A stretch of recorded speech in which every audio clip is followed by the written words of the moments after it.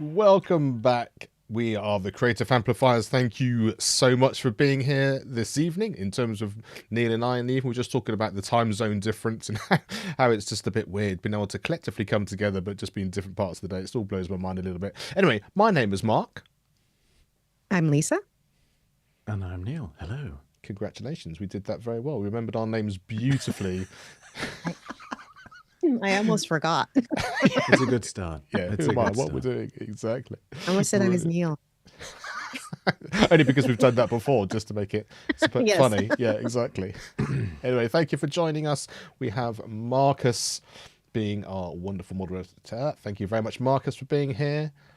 Dina, hello. How are you? It's amazing to see you. Hope you're doing well. So excited to be back with you again. We have a great guest in Marty Chan. He's going to be taking us through how he's using Ecamm in various different ways as a storyteller and workshop and presenter. He'll take you into all of those things as well. We just need to touch on the fact that I've nearly been blown away. I'm just glad my internet's still running. Here in the UK, we've had serious winds, serious rain, and it's just, I'm not sure it's even got light for about 4 days. So yeah, it's nice to be back in nice company. It seems to be dying down, and I think, Lisa, you're going to be getting it next. What am I doing? The winds and the weather. The winds and the weather are coming to me. Yeah, we get the Santa Anas, which is not great for your sinuses, but yeah, that's LA. That's other SoCal. Yeah. How it works. What And about Neil, you? how are you feeling, Are you Neil? safe? Yeah, we're good. Safe. We've had some storms as well. We always seem to get the tail end of what's happened with the UK, and now it's just the cold front has come in, which is nice. It's like an Arctic sort of plume of cold air, so it's around 0 degrees Celsius tonight. So I've got my hoodie on, keeping warm in here. 'Cause it's not t-shirt weather anymore. It has to be hoodie weather now, and the heating is on full whack. So yeah, apart from that, it's all right. No rain, thankfully.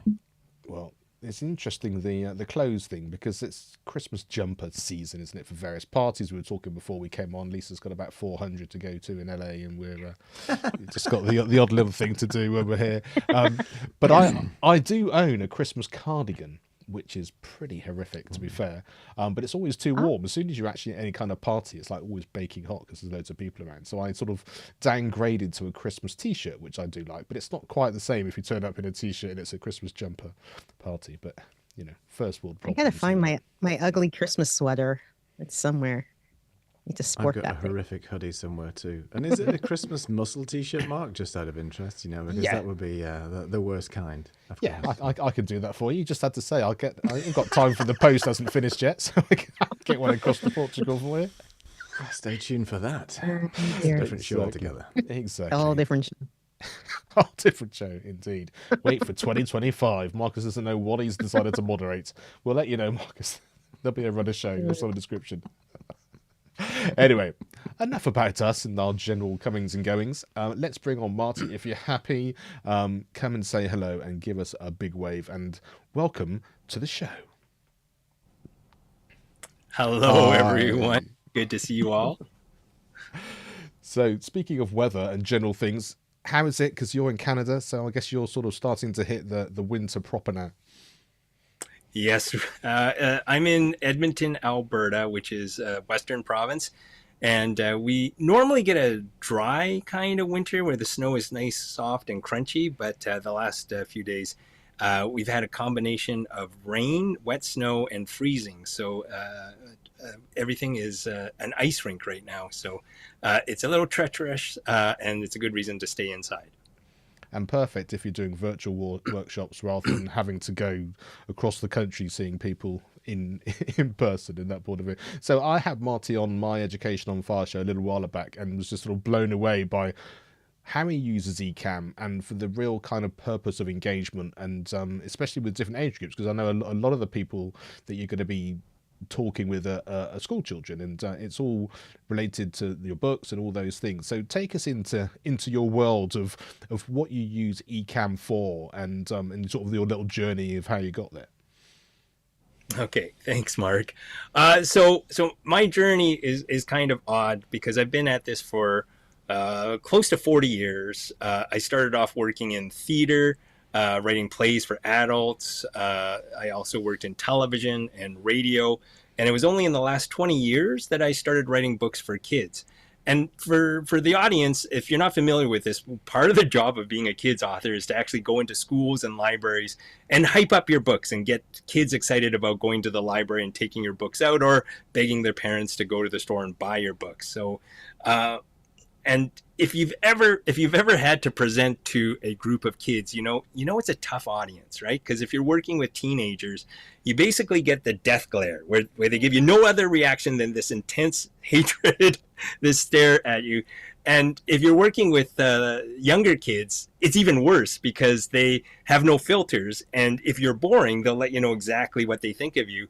And I always joke that if you want an awards show to run on time, instead of having an orchestra play off the award winners when their speeches go too long, just fill the front 2 rows with kindergarten kids. And I guarantee you, no award winner will ever go past their time limit, because if they do, they'll be chased off by the kids. So basically, when I was doing in-person presentations, I had to develop survival skills. And I had to figure out things that would keep the kids engaged. So I incorporated storytelling, improvisation, comedy, props, and I even learned some magic tricks to just keep the kids engaged while I was there for 45, 50 minutes doing my book talk. When the pandemic hit, I had to switch everything over to doing a virtual presentation. And in the beginning, I recognized that just being a talking head on a screen is okay for most adult audiences, with some variation. They're for the most part able to sit politely. But with a kid audience, if you're not giving them some kind of surprise, something new every few minutes, they're going to zone out very quickly. And so I knew from the early days of doing virtual presentations that just a talking head on a Zoom or a Google Meet wasn't enough. And a colleague of mine, Debbie Ridpath Ohi, had been using Ecamm even before the pandemic, and she was doing virtual visits, and she recommended that I check out Ecamm Live. And when I did, it was amazing. It was everything in the kitchen sink. And I started taking all the different elements that I could build in Ecamm Live or put into Ecamm Live, and I just threw it at every single presentation I had, because whatever I discovered, I was like, it's going into my presentation. And unfortunately, I broke the cardinal rule when it comes to writers and also content creators.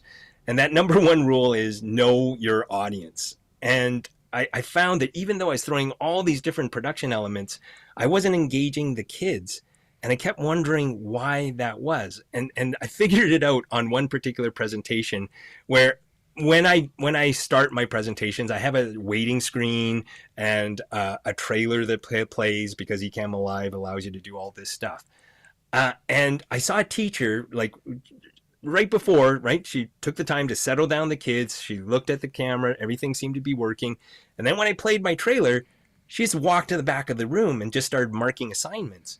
And so when I started interacting with the kids, she just sort of jumped up and had to run to the camera or to the computer and unmute the mic. And she unmuted the mic. She said, "Oh, I thought you were a pre-recorded video." And it made me step back a bit and think about, what audiences expect from a virtual presentation. And because of the pandemic, 99% of the presentations people have seen are the Zoom or Google Meet or MS Teams talking head scene, where you're just basically one figure, one image on a screen, and every now and then you'll bring in a slide with the shared screen function. So that's what the audiences were used to. And when I brought in these production elements, they started thinking, well, it has to be a pre-recorded video. And that started me down a road of trying to rethink what I was doing with Ecamm Live, of how I can keep the production elements, but let the audience know that this was something that was live and in real time. And what I hit upon was the fact that when somebody's watching a pre-recorded video, they know that it's a generic, predetermined event or presentation. It doesn't matter what you would say as an audience member. It's not going to change what happens in the video. It's predetermined. And when the kids could see that I brought in all these elements of editing and camera switching and B-roll, they just assumed, oh, it's a video, so we don't have to interact. And that sort of led me down a path to thinking about how can I incorporate all the wonderful elements that Ecamm allows me to bring into my production, but also marry it with that whole notion of a virtual presentation that is meant to be in real time. And so I have a number of different tricks, but one I'm going to introduce you to now is my favorite one right now. I customize the start of my presentation so that the kids know that what I'm doing is I'm actually presenting to them. And I try to show up at their school. And I'm going to demonstrate it to you now. Hopefully it works. But I know Lisa's in Los Angeles. I think, Neil, are you in Portugal? That's right. And Mark, you're in the UK. And I think from your Facebook profile, you're in Rhodes. So what I'm going to do is I'm going to try to teleport to Mark's home village of Rhodes. So take a look at the screen. I'm going to teleport to him right now.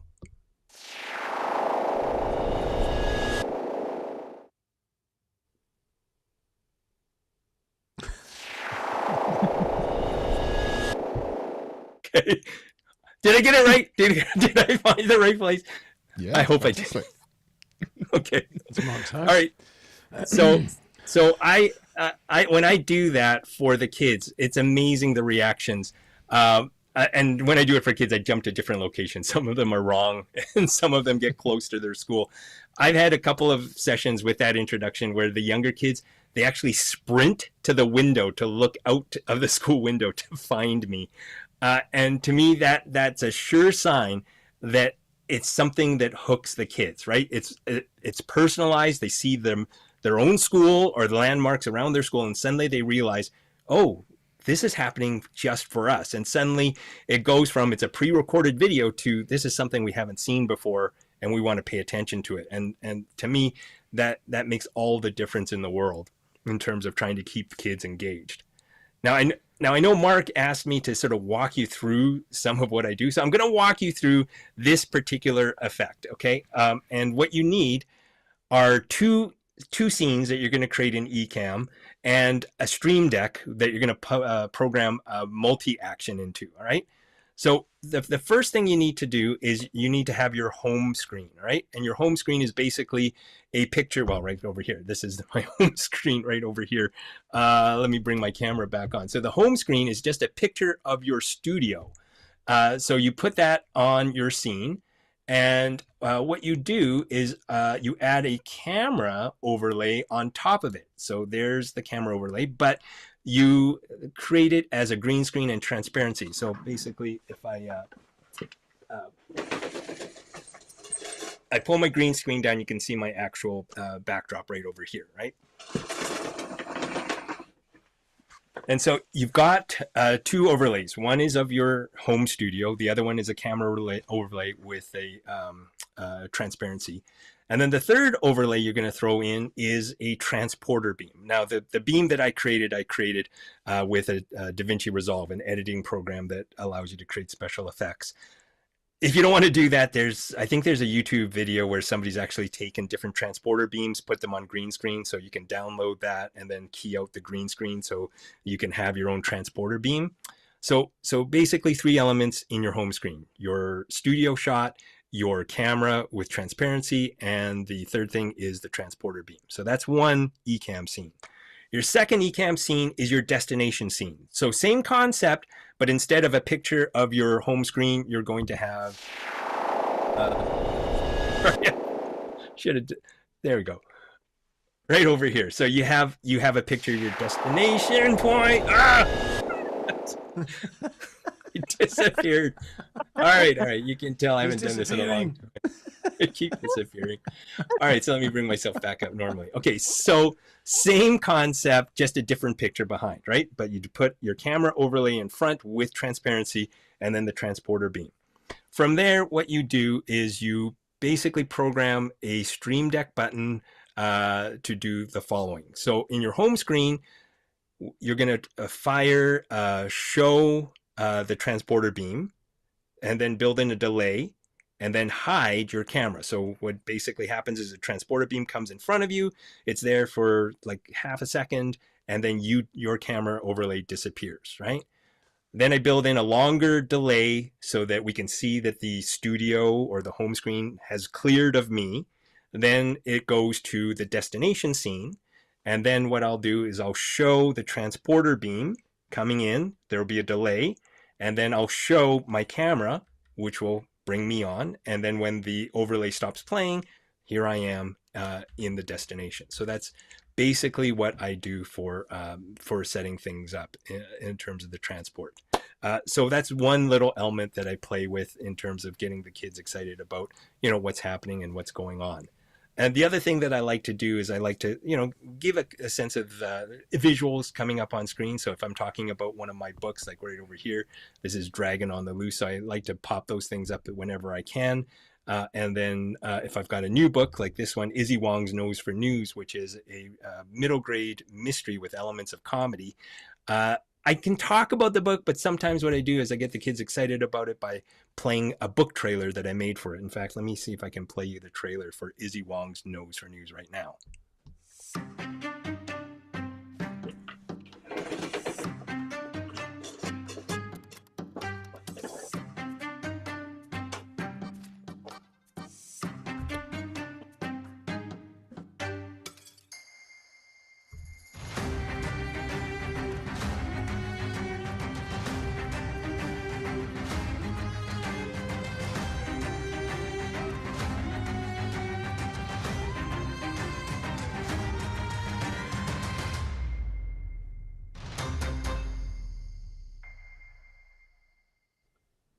All right, so there's the trailer for Izzy Wong's Nose for News. And it's just an element that I can bring in. And because I sort of introduced myself with the teleport beam, now the kids are going, okay, what other tricks can he do with the camera and with everything else? And of course, I've been static for this all time. My short attention span, I'm going crazy right now, so I need to go to my other camera. So I like to jump around from different cameras in order to just keep things fresh for the kids. And as you can see, this is my universe. And this is another gag that I like to use to sort of give kids a sense of anything and everything is possible, right? And for those of you who are using Ecamm and virtual screens, or virtual backgrounds, just remember that your background doesn't necessarily have to be behind you, right? You can create a universe, and what you can do is you can actually reach into your universe and pull out a piece of your universe and then turn it into books that you want people to talk about, right? So basically what this is a setup of green, excuse me, let me turn off this for a second and show you what exactly you're looking at. So if you look right over here, I turn this off, and it's just green cardboard that I've put up as a partition that hides my shelves. And my book has a bunch of green paper taped to the back of it so that I can reach into my universe and pull out something. So if I turn my green screen back on, you'll see it disappears. So it's just a little element that allows you to do something with very little expense. Like, it's one of those things that I think it cost me probably about $10 to put up the paper and cardboard so that I could have that sort of partition. And it just allows me to build some things in that surprise the kids.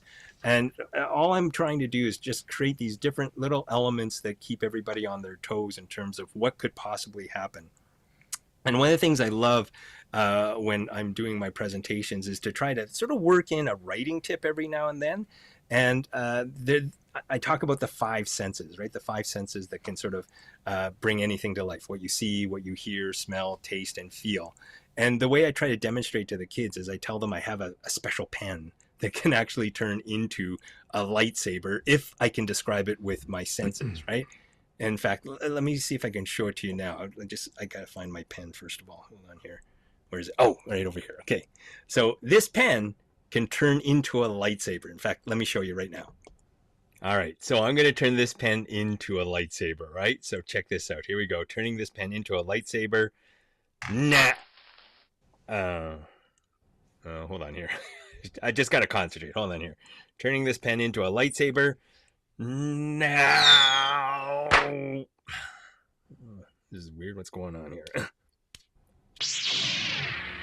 Oh.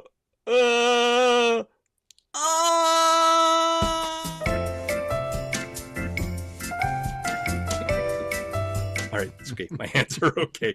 All right. So in terms of piecing something like that together, obviously it's a pre-recorded video, which I built with DaVinci Resolve, the editing program, where I shot myself basically taking a pen and then sort of building that light beam that was the lightsaber.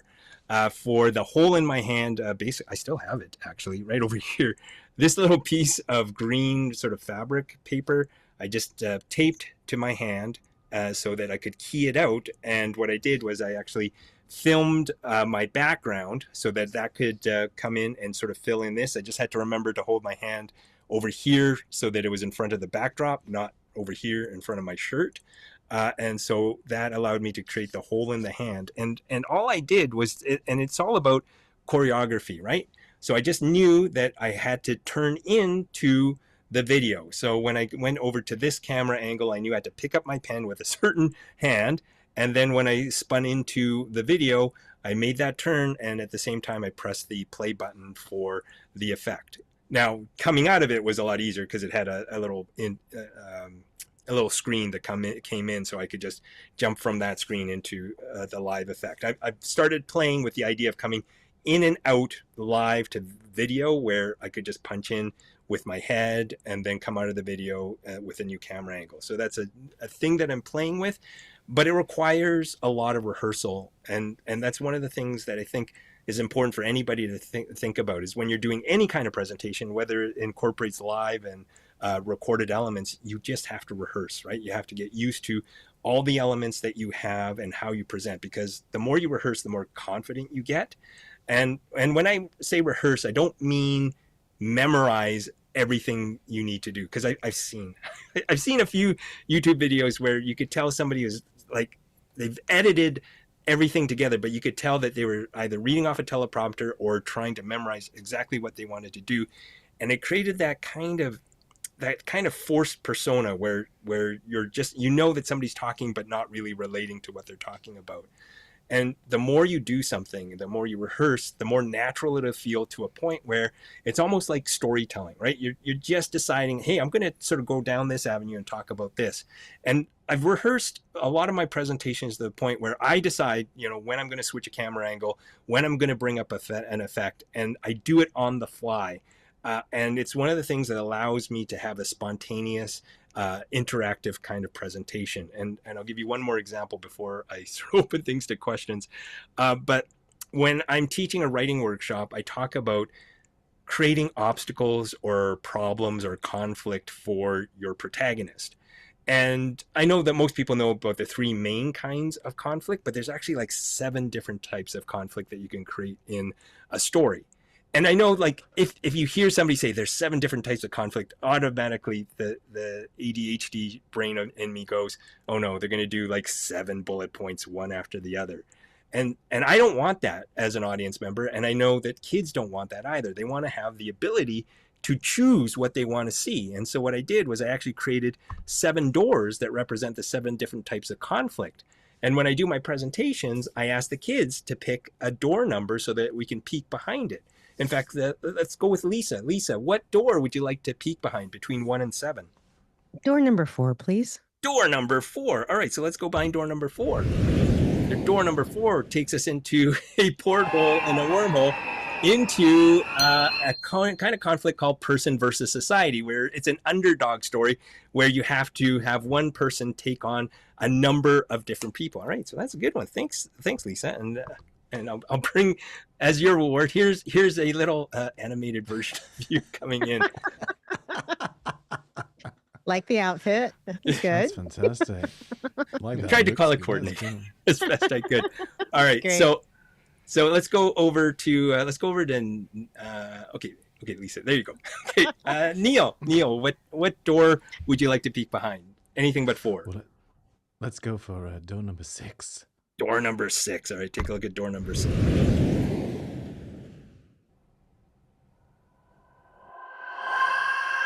So you would be playing around with person versus the supernatural, where you might be dealing with ghosts or dragons or aliens, right? So it's one of those things that you can play around with. All right, so good choice, Neil. And just for your sake, we brought you one. I gave you some tattoos. I've always wanted tattoos. Thank you so You did. much. Wow. All right, there's a selfie so you can have it permanently. I'm so much All right, cooler. and Mark, bring us home. What door would you like to peek behind? Oh dear. Number one, please. Number one. So door number one is the most common kind of conflict, person versus person, where two people can agree on what's going on. Although with the three of you, I feel like you're quite agreeable, and so far there hasn't been any conflict in this. So thank you, Mark, for that. And Mark, where are you? Right over here. I've got some arms. Love it. Oh, fantastic. There we go. That's great. That's just a little bit too close to what Neil was saying before about a shirt anyway, but yes. Yeah, I the love muscle that. shirt. What a muscle shirt. That's fantastic, Mike. That's great. Oh. All right, so the animated characters came on with a piece of software called Create Studio, and it just allows you to bring in different characters. Some of them are 3D, some of them are 2D, and they usually have some kind of special that comes on, usually around Black Friday, Christmas, for like $67 for lifetime access to or limited access to some of the assets. And you can create those figures and have them do all sorts of cool things. Sometimes they can be waving at you, sometimes they can walk on. And what I did was I created them on a green screen so I could key out the elements and then just bring them in as a little video or an overlay that walks across.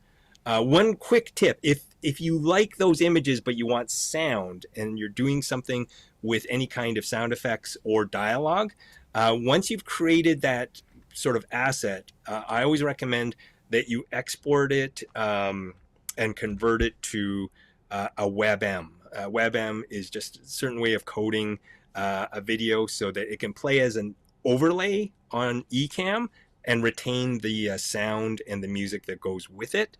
And the other great thing is when you bring it in as an overlay, then you can scale it to whatever size you want, as opposed to living with whatever thing you set up with your video.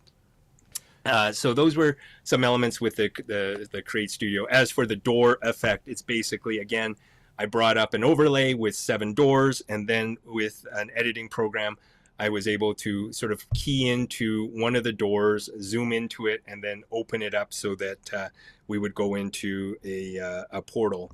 So it's just an edited video with these elements. But what sorry,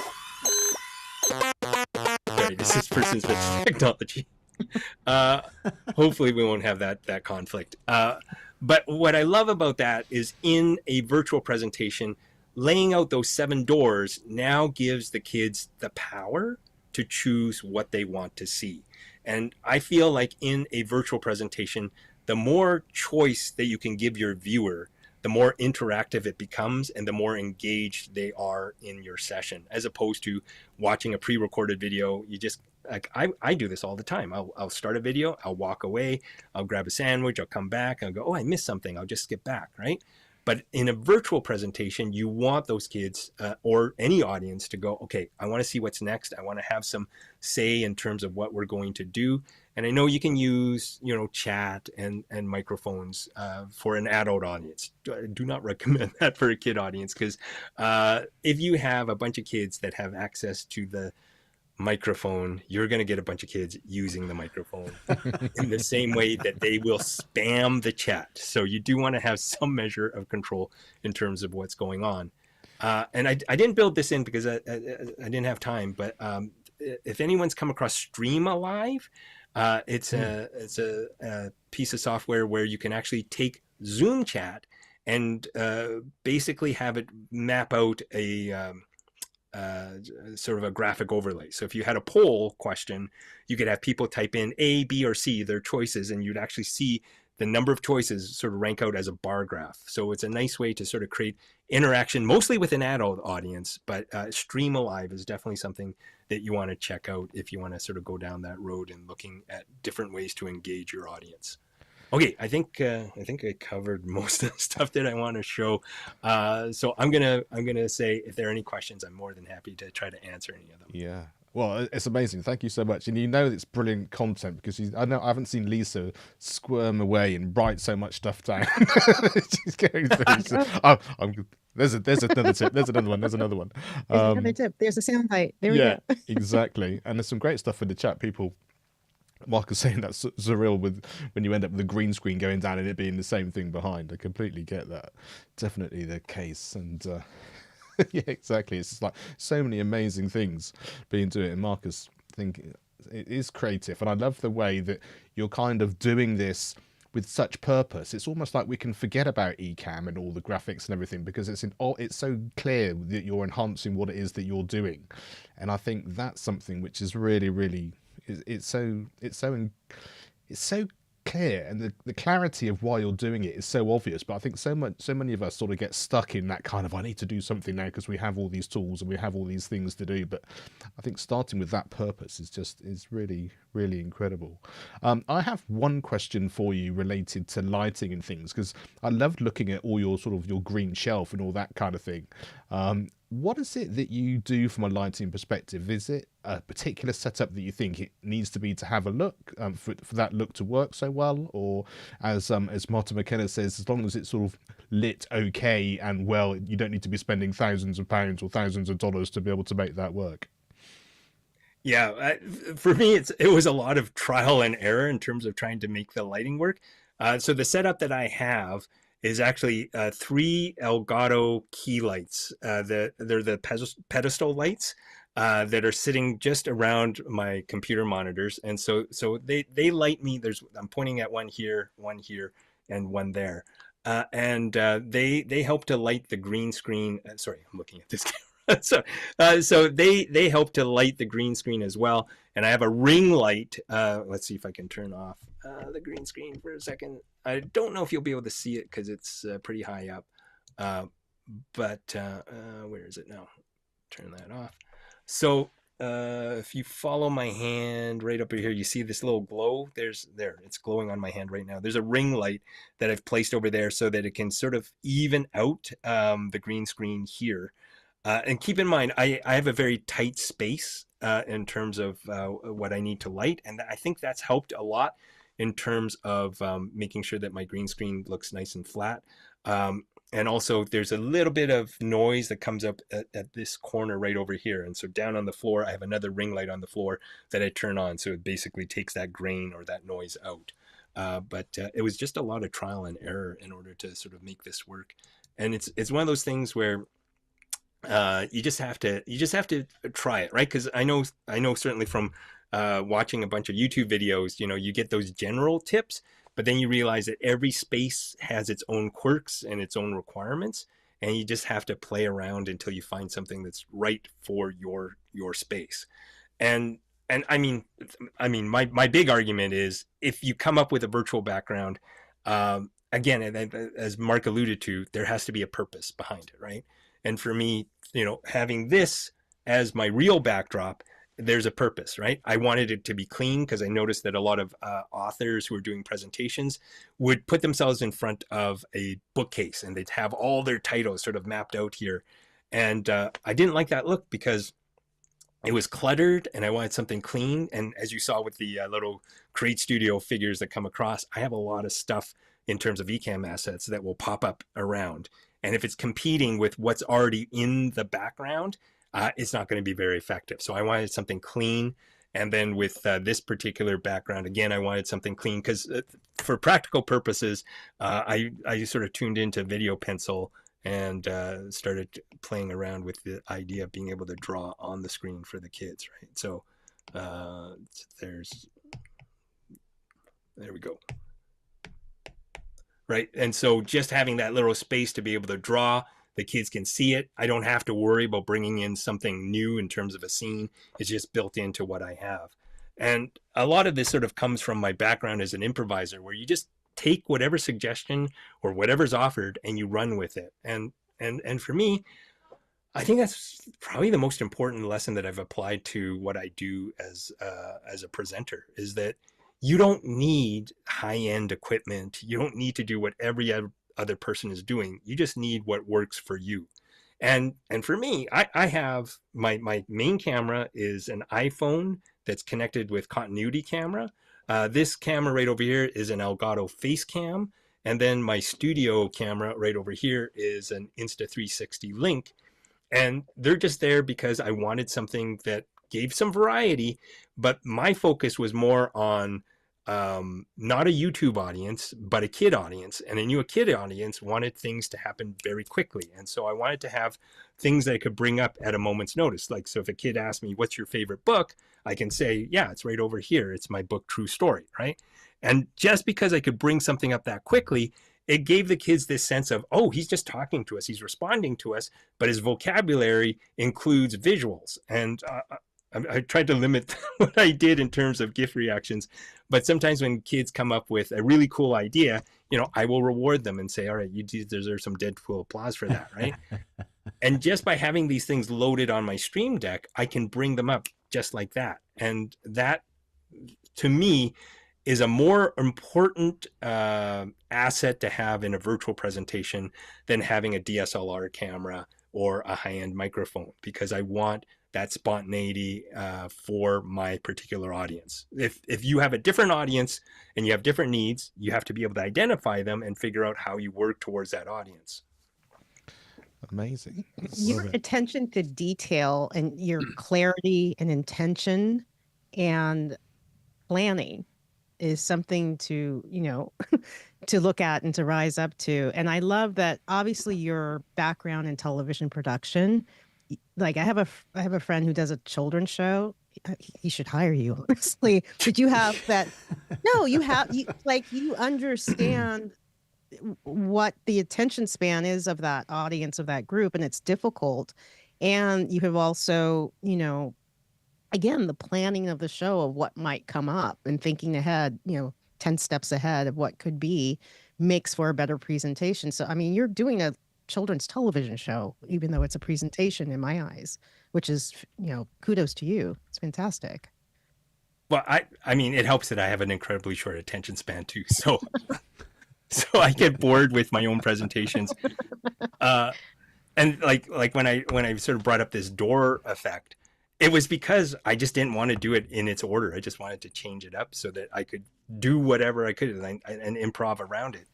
And when I teach different writing concepts, I have different assets that are loaded that demonstrate the same point, but I've got like 3 different options. So I go, today I'll feel like doing this as my option, or this day I'll feel like using this as my example. And it keeps it fresh for me. And I think that's one of the things that I sometimes we can forget. Like there's sort of 2 groups of content creators, right? Those who are just starting out, and those have been doing it so long that they're like, okay. It becomes that machine where you go, I know what I have to turn on. I know what I have to put up. And and for me, I've reached that point where I don't want things to get stale, right? And so I always go back to the presentations that I've created, and I try to find different elements that I can bring in that just charge me. So I like Create Studio, those elements that I showed you. That's a new toy that I want to play with, and it makes me excited. And my excitement then feeds into my performance, which then helps the audience stay engaged. And I guess the point I'm trying to make, or trying to make, is that all the stuff that you can do, like in terms of technology, means nothing if you have a flat performance, right? I always think that your performance should guide the choices you make for technology. Because if you're not a strong presenter or performer, then it doesn't matter how cool your camera looks, how great your background is. You're still the person that's going to either drive the presentation or ruin the presentation, right? And it's one of those things where I've seen people do presentations with like a webcam, but I'm riveted because of the way that they're presenting, the way they're talking, how confident they are. And I've seen people with like high-end, backdrops and cameras and microphones, and I'm out within 20 seconds because I'm like, okay, there's nothing here. It's really cool to look at, but that's not enough to hold me. I'm there for the content, not for how great everything looks. Unless I'm specifically looking for something that's like, how do you have better lighting, or how do you have a better camera? My go-to person that in terms of like watching somebody who's both instructional and entertaining is Jeff. I lost his name, but he just won the award for Road. Jeff. Oh, Jeff Sess or Tom Buck? Jeff Tom. Tom Buck. Tom Buck. Sorry, not Jeff. Tom Buck. So I watch his videos, and I'm thoroughly entertained by what he does, but I'm also learning along the way. And to me, he's the perfect example of combining education and entertainment. Yeah, I love that. And we've got a question from Dina. She's asking how far away you are from your back wall, from that sort of technical standpoint, I guess, in terms of what you're able to. From my back wall. Okay, so if my arm goes here, I'm probably about 4 or 5 feet back. So I've got my camera that's probably about 4 feet in front of me, and my backdrop's about 5 feet behind me. Amazing. And she was also asking whether we can. Question. Sorry, I was just going to say, she was also asking about, can we make sure we've got some of the details of everything on the show notes? I'm sure we can make a list of that and add it to everything. So don't worry, we will make sure you have video access to all those things. And yeah, things. exactly. Sorry, Neil. I was just going to ask you. No, it's no problem. I was going to ask you a question, Marty, just about your sort of workflow for your Stream Deck, because obviously you mentioned you have multiple options for you to be able to press at a moment's notice something and call that up. So do you have a plan of where you put everything, and then you just resort to muscle memory, knowing exactly where it is? And how large is your Stream Deck? Is it the Stream Deck XL? Do you have multiple Stream Decks? I mean, I'm thinking now you must have about 400 buttons to go through in front of you, that you've got that many overlays to play with. I have a problem. I have a Stream Deck problem. You have a Stream Deck problem. Okay. So I have two Stream Deck XLs, the ones with 32 buttons, and one of them is here and one of them is here. So this hand controls my presentation, like content, in terms of slides that have instruction and video that demonstrates things. So the door effect is lined up on this particular one. The other Stream Deck has all my reactions. So if there's something that's really cool that somebody came up with, I'm like, all right, you deserve some Jay-Z applause for that one, right? And so that allows me to jump back and forth. So if I'm in my presentation scene, I can always bring up some kind of reaction for the students, right? And within the setup, I also have folders. So if I'm doing something where there's a writing exercise, right, I'm going to get them to start writing. And what I can do is I can bring up a 2-minute timer. And then when the timer runs down, I can bring up this to transition into my screen.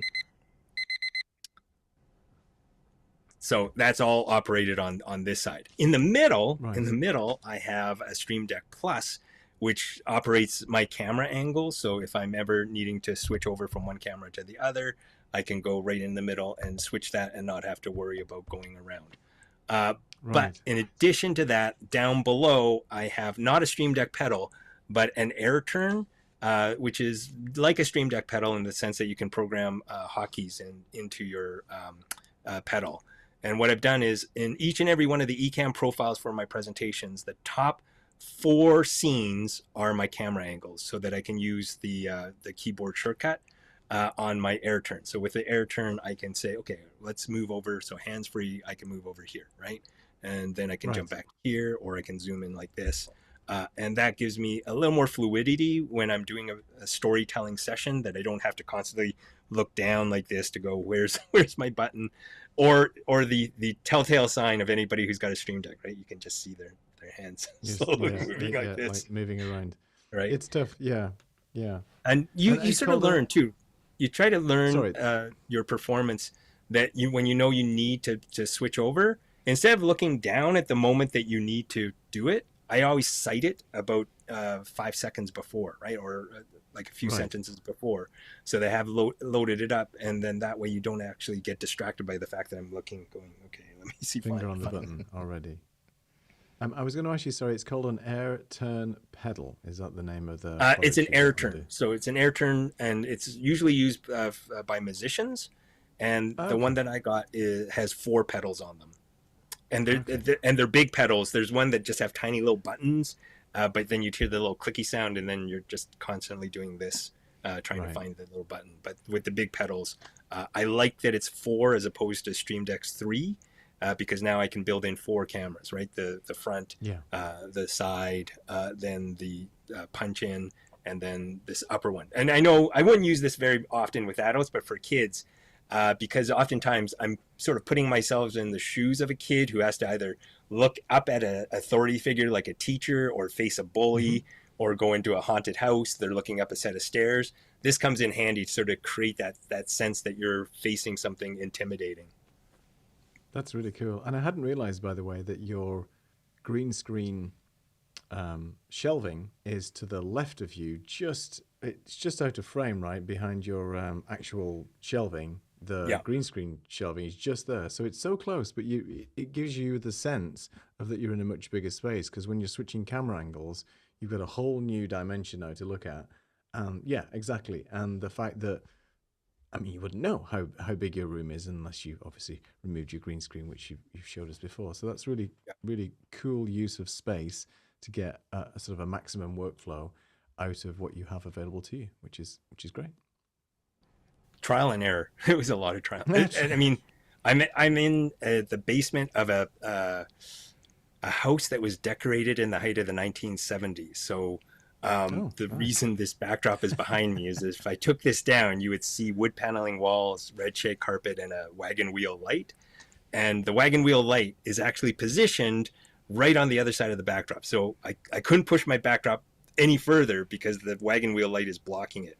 So that by pure random chance, it was the right distance in order to create everything that I have right here. And I mean, this lamp was a big fake fern for a while. So it comes down to your aesthetic and just trying things out, because a lot of times you plan things, you go, I think this will look good, and then when you actually put it into practice, you go, oh no, that's not going to work. Yeah, I have a problem. It's called studio fidget, where I'm constantly moving things around, thinking, "Oh, that looks better over there. I'll put a light behind that." But you do have to spend time, I think, to get the studio looking, one, how you want it to look, but how it makes you feel when you walk into the space. You don't want to constantly think, this doesn't look right. It sets the mood, changes your energy. You've got to be ready to go, especially when you're presenting. It's like putting on your shirt, right? You want something that when you're presenting, you want to look good, you want to feel confident. Speaking of which, I just so you know, with the pre-recorded videos, I have 3 versions of this shirt, so I am not wearing the same shirt all the time. I was going to ask you about that, because obviously you pre-recorded a lot of your materials, so I was thinking you have to buy your shirts en masse to at least have 3 or 4 to be able to keep. Yeah, this is discontinued, so I'm very sparing in terms of the number of times I wash the shirts. Wow, yeah, there you go. You'd have to change all your videos, right, if you had to change shirt. How awful. Yeah. Or when your weight fluctuates. There's a couple of pre-recorded videos I did during the pandemic where I'm like, oh yeah, I can't use that. Well, I might be able to use it when I gain the weight back, but right now they're not in the mix. These are all amazingly good tips for people who are doing pre-recorded material. So it's 1, always stay fit. 2, always wear the same clothes, and never fluctuate, basically. So there you go. Yeah. There you go. Don't grow a beard, because you can't do that either. Exactly. Yeah. I think the biggest thing for me is the fact that you said that you're using an iPhone for your main camera, because I don't think I would have even in a million years thought that was going to be the case. I mean, and again, it comes back to your needs, right? So I went through, there's a graveyard of webcams that I have behind that backdrop that I tried almost every webcam that was promoted throughout the last 5 years. And when Apple introduced the continuity cam feature, I jumped on it because I thought nothing's going to beat an iPhone except a DSLR camera. And I did have a DSLR camera, except the problem was, if you're doing like a YouTube channel, you're probably going on there for a couple of hours, once, twice, maybe 3 times a week. With my presentations, I was doing, during the height of the pandemic, so Monday to Friday, I would have between 8 to 10 back-to-back presentations that were about 45, 50 minutes long. And if you have a DSLR camera, you know that if you're running it that hot, that long, it's just going to just turn off on you. And I couldn't have that happening in the middle of a presentation. So I relied on the webcam, but then when continuity cam came out, I was like, let me just use an iPhone, and it's worked incredibly well. It's been a little glitchy in the last week since I updated to Sequoia, in terms of I just have to like go and reboot it to get it to connect. But during the presentation, it stayed solid all the way through, and I have no complaints about it. And it's one of those things that allows me to just turn things on and just get going and not have to worry about dummy batteries and cam links that don't work. So for me, for the convenience sake, I'm happy to go with what I have. And you're using camo with that, correct? You said. No, it's just continuity cam, so it's just straight in. Oh, I thought you said camo too. Okay, I'm sorry.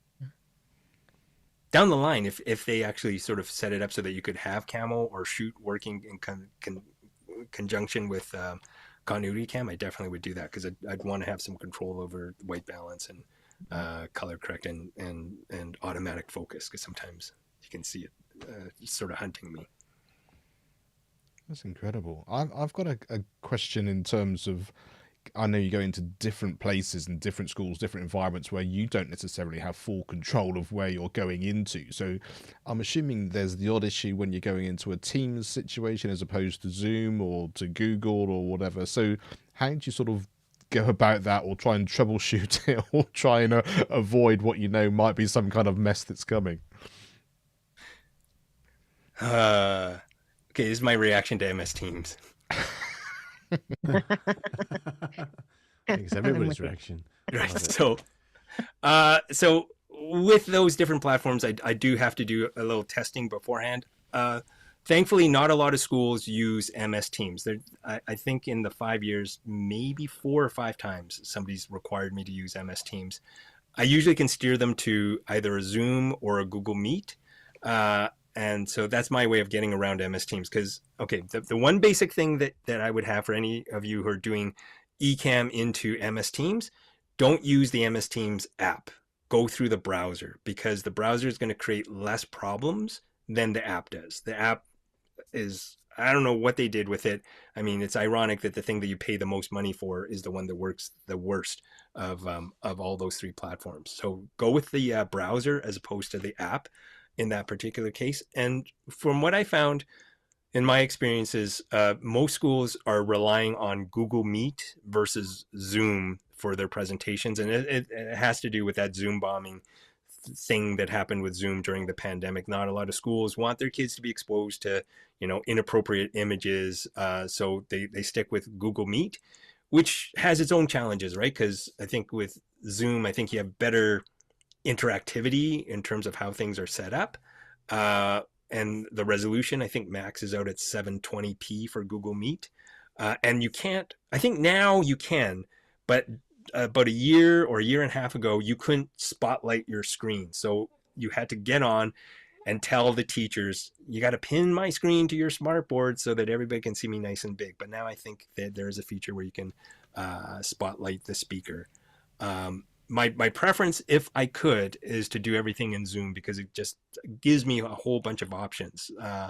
In fact, the thing that I introduced at the top, where I teleport into or to the school, I've done it a couple of times where a school has gone with a Zoom meeting, and I've taken their video feed and I've actually teleported myself into their classroom. And that's a great way to sort of really level up that sort of engagement. I wouldn't recommend it for adults, obviously. Then you're just flexing for the sake of flexing. But for a kid audience, doing something that sort of over the top is a great way to hook them. With an adult audience, right? Again, you have to know your audience. You have to go, okay, like they're there for the content. They're not there so much for the entertainment, but they do like to have a little variety in terms of what's going on. Incredible. Anything else, Lisa, production? I love the fact that you'd mentioned before, like it's like a children's TV show going on, and I think that's the exciting thing about what you're able to do with Ecamm, but also with that imagination of what it is that you're trying to achieve. Yeah, I think that the great thing about Ecamm is that it's opened up the possibility. You're only limited by your creativity, because right now there are so many different assets that you can create with Ecamm Live that there's no way there would be no shortage of things that people can do. And even just watching your channel and your shows, I learn something every time I see somebody come on your show and talk about what they do. I was like, oh, wow, that's really cool. I wish I could sort of bring that into my production. So I think we're only limited by our creativity. So I think the more people play with this Ecamm Live, the more we're going to see really cool things coming out, whether it be on a YouTube channel or if it's going to be something that we see in virtual presentations. Amazing. I really appreciate you saying that, because that's really why we're here. We learn everything every time someone comes on, and we get to incorporate it and learn about it and share it, and I think that's the beauty of it. And like I say, if you can do it in a fun and exciting and then demonstrating like you've done so brilliantly today, then that's really, really helpful. So just before we wrap up, Neil, Lisa, do you have any final questions or any words of wisdom you want to recap on?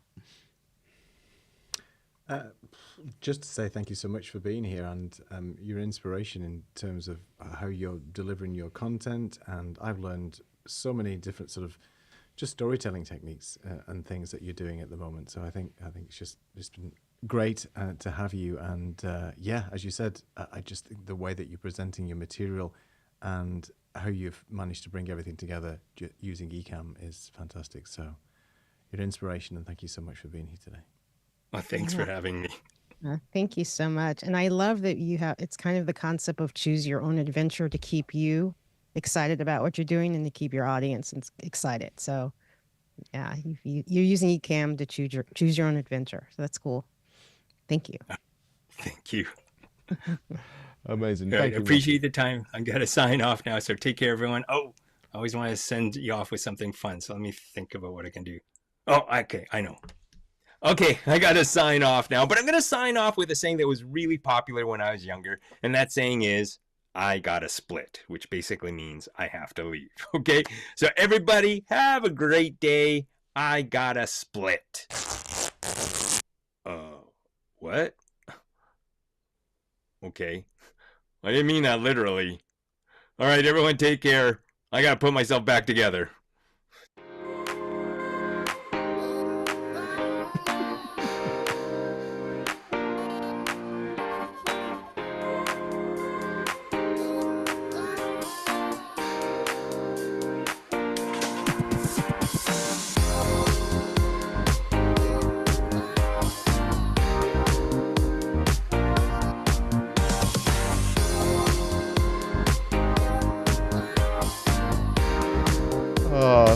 Absolutely amazing. Gosh. Oh, so incredible.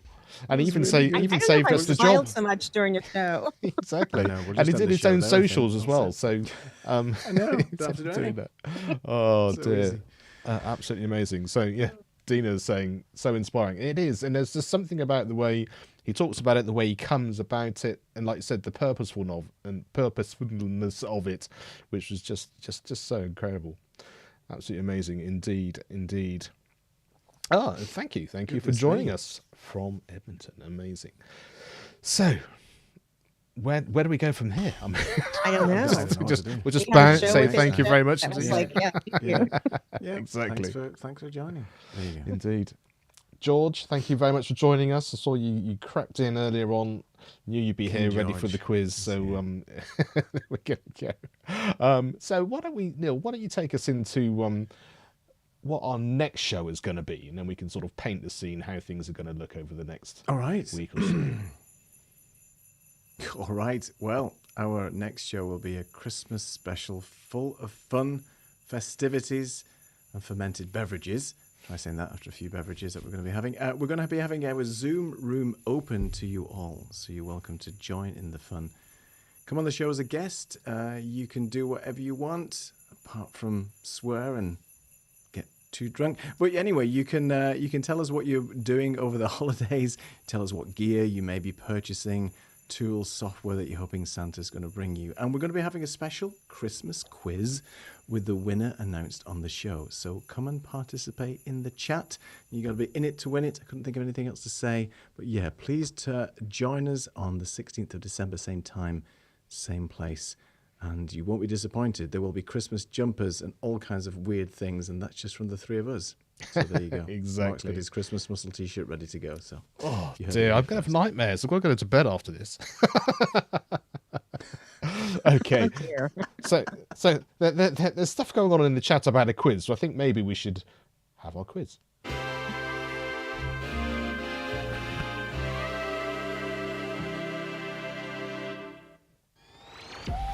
Okay, so quiz question number 1.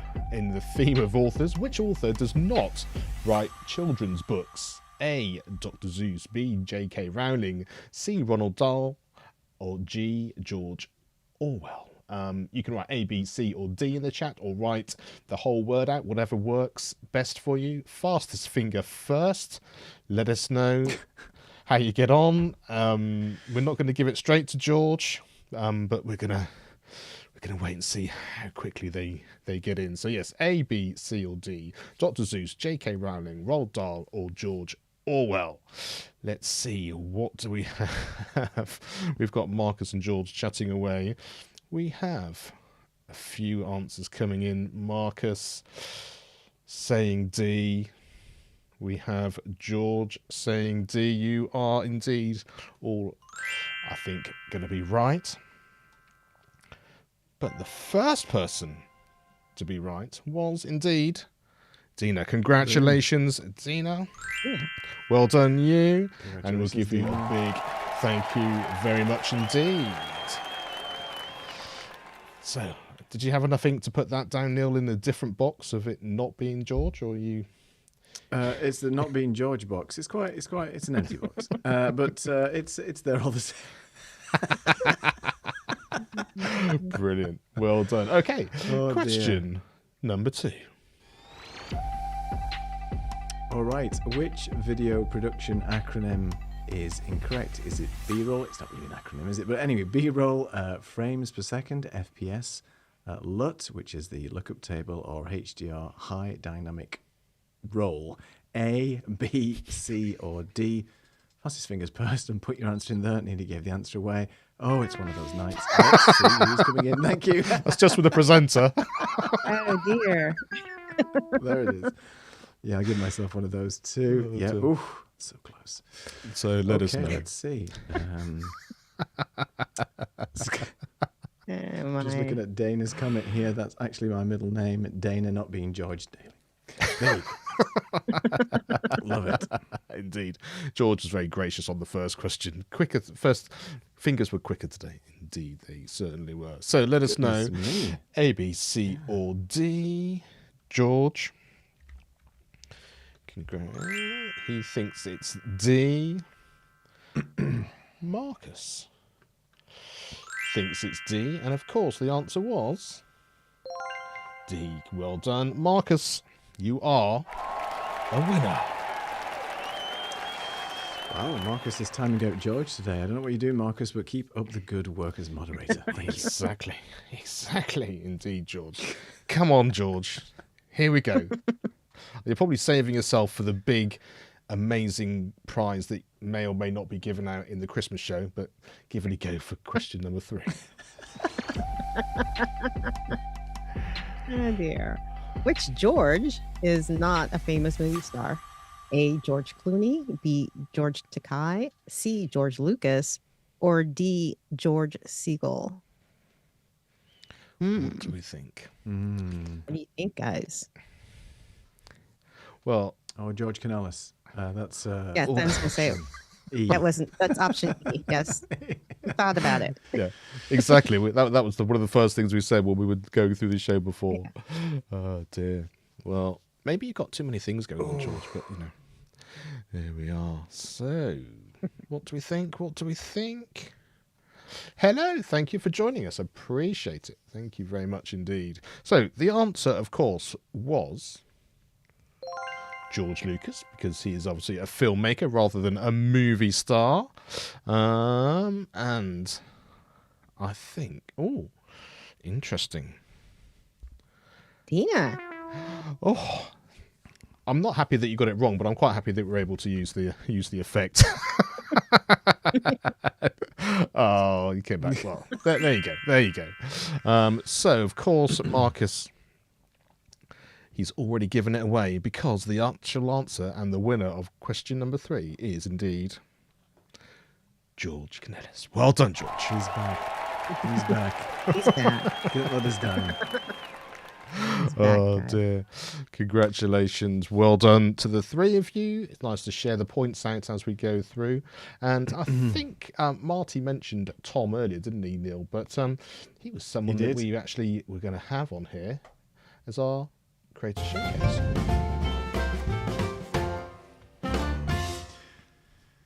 Indeed, as we've mentioned him already, but this week's Creator Showcase is extra special because we're celebrating the one and only Tom Buck. And as most of you know, Tom won the People's Choice Award in the Gear and Tech Review category. This is a mouthful. At the Road Creator of the Year Awards 2024. Goodness me. Well done to Tom. This is an amazing and well-deserved award, and big congratulations. And you know where Tom is, but that's his YouTube channel if you want to go and see him. And yes, some great tutorials and videos on there from Tom. So congratulations, Tom. Very well deserved indeed. Such a humble guy as well, not thinking that he would ever win something like that. Yeah. Indeed, indeed. I just had a bit of a scary moment because all of my windows literally went whew, and then every time I pressed something, nothing happened. But we're back, which is good. Oh, it's the Mac thing. Oh, yes, indeed, Yeah. indeed. Anyway, George was saying No worries. trickier questions today. I think Neil's been Ooh. feeling a bit poorly, so he was sort of seeing through the mist because it was his questions this week as he came through. But as we quite rightly They're said, going to be even tougher for the Christmas show, George, so get Exactly. ready. Get your Sharing is Encyclopedia caring. Britannica ready. Indeed. So, yeah, I mean, should Those we give them a exist. little insight? Do they need to know all the names of the reindeer? Is it going to be that type of quiz? Is it going to be Ecamm Lut It's background specific? Christmas. You gotta know some like Christmas movie. Christmas. Christmas It could be movie. Christmas movies. It could be Christmas Any songs. of We that. need to know all the Yeah. verses of Last Christmas by Wham. We need, all that. Just throw that all in. We need to know, And of course, who actually wrote the first Christmas song? That's probably a good question because I don't know the answer to that. Anyway, we'll Yeah. find out. maybe there. Research And of course, it now, kids. exactly. You're all going to be in the Zoom room, so we have the option of bringing you all on for one massive karaoke. So yeah, fill your boots. Oh, except we'll get taken off of YouTube. I was gonna say, no, don't do that. I gotta go into the back end. And Yeah. Well, in which case we need someone to write a song between now and next week that we can all learn Cover that we can version. do and not. You Yeah. can do cover versions though, can't you? Can't you do cover versions or parodies? That's an interesting point because all That's- those people yeah. who do like guitar tutorials and things like that, when they're often doing them based on covers of things, aren't they? So that seems to Yeah, work they're okay. fine if it's under the Creative Commons. Watch this space. Something might happen. Who knows? We'll think of something. Indeed, indeed. So you probably mentioned this before about joining us in the YouTube, in the Zoom room rather. But what is in the YouTube? In the YouTube. Yes, is it that time of night? The tube review. What's And- that, yeah. Mark? It's late. What do You- people need to do? I don't know. I'm just going to gradually just disappear. At this shot. Okay, What so do you- for what do people you- who Yeah, what are we people talking? who want to get involved in the show, you mean, Mark? That's it. If they want to be involved in the show Pop and up- they want to be in Pop up there, the what- slide. Pop up the slide. If you want to get involved. It's like a slick show, isn't it? It's like we've never done It's this nothing before. like a slick If show. you do want to get involved in the tubes, as Mark said, then there's a couple of ways of doing it. You can go to creativeamplifiers.live and sign up and be a guest on the show. Also, you can use the QR code. All the spaces are taken because it's the last guest that we've had tonight, which is Marty. So we've got spaces open for 2025, and I can't believe it's 2025 in a few weeks' time. So a few things you can do to get involved in the show. One, you can send us your merch photos. You can send us your behind-the-scenes photos. You can send us your studio photos. You can send us your Christmas trees. Send us something so we can show it on the show in a couple of weeks' time. You can nominate yourself to be a guest. You can nominate somebody else to be a guest with the link or the QR code. And we want to know all about you and your show. At the end of the day, Creative Amplifiers was formed to let everybody know about you and the people that support the Ecamm community and are just creators in general. So, creativeamplifiers.live, QR code, and you can all be on the tubes with us in a couple of weeks' time in 2025. But you've got the opportunity to be in the Zoom room for the Christmas show, so you can join us there. Are you on the YouTube again? Yes, it's probably the answer to whatever that question really means. And you know us, Marcus. Indeed, it's highly possible. So yeah, so get in contact, get the Zoom link. We will send you into the wonderful party that will be our Zoom room, and we shall share that with the world. In yeah, whatever it happens to be. I think Marcus, maybe that's what he's going to be singing. You can do Silent a Night, nice okay. version of it in your dulcet tones. You could do one on your walk, Marcus, while you're getting your steps in and everything as well. So Send us in your video of your Christmas caroling. Yeah. Christmas that. caroling send it. on the move. And then Christmas stuff. I want to see people's decoration and their festivities. Yeah. That's right. Well, Assuming yeah, you celebrate, videos. of course. And if you don't, you can be miserable and just show us a pumpkin from a few months before. Yes. I've just before we finish, because this will mean that everyone will want to turn up. I have headwear that isn't a hat. Headwear that isn't a hat. Yes. Ooh, Oh, okay. intrigued. Tune in next week. Christmas attire is absolutely mandatory. Yes, it's Christmas not is an tired. option. Yes. Good. So let's see how that turns out. I'm intrigued now, right? You got me thinking, oh, what could this be? You see, I'll save it for the show as well. Even when we get, Please. I'll pre-show warm up. I won't even show it. It'll be as we hit the Oh, tubes my. of you. You will be the first people to see Tubes it. of you. So we'll all the be days of like on yore. the floor laughing, and no one would Yeah. be on screen. Well, we'll That's see. right. We'll We'll see. We're straight Indeed. to the hamster. All right. Lovely. Oh, shush! You're giving away some of the secrets there. Anyway. Da, da, da. What's he? No, wait. No. Okay, no, we're not giving away secrets. Hamster? What hamster? That's old. news. Everybody's so confused now. Even the audience Even has us. gone, what? Yes. It's too late. Even us. Yeah, Okay, I was gonna say, exactly. you're So good. let's say goodnight. Thank you so much for watching. Thank you to Marty Chan again. Thank you to both of you. Say goodnight, Lisa. Say goodnight, Neil. Good night, Lisa. Good night, Neil. Good night, Lisa. Good night, Neil. You said the good. Good night, everybody. Let's say au revoir, farewell. Au revoir. See you Have next you week. seen?